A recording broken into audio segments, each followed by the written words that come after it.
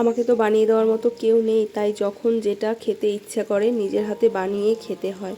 তো সন্ধেবেলা হঠাৎ করে আমার মনে হয়েছে একটু লুচি আর একটু সুজি আর একটু ছোলার ডাল খাবো।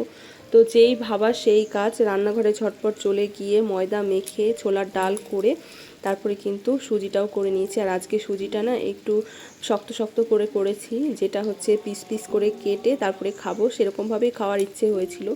আর ডালটাও দেখো কি সুন্দর হয়েছে, মানে একটুও ভাঙেনি ডালটা, অথচ সুন্দরভাবে সেদ্ধ হয়েছে।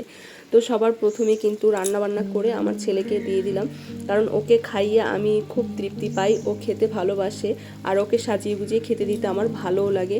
আমার বর আবার একদমই মানে এসব পছন্দ করে না, ওকে একটুখানি কোনো রকম খেতে দিলেই হয়ে যায়।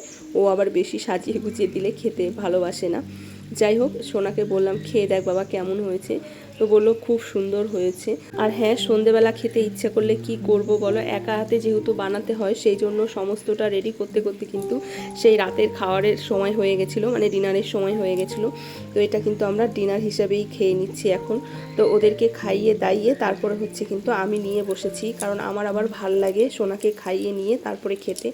তার মধ্যে এত পরিমাণে গরম লেগেছিল রান্নাঘরে থাকতে থাকতে, যেহেতু অনেকটা সময় লেগেছে সব কিছু রেডি করতে, তো আমি কিন্তু এসি চালিয়ে ঘরের মধ্যে এসে খেতে বসে পড়েছি। তো আমার বর বলছে নিজে তো বেশ সুন্দর সাজিয়ে গুজিয়ে নিয়েছো খেতে। তো আমি বললো কী করবো বলো, আমাকে তো আর কেউ দেওয়ার নেই সাজিয়ে গুছিয়ে, আমারটা আমাকে নিজেই বানিয়ে খেতে হবে। চলো আমি তৃপ্তি করে খাই, আর তোমরা ভিডিওটা দেখে জানিও কেমন লাগলো। ফিরে আসছি নতুন একটি ভিডিওর সাথে। টাটা।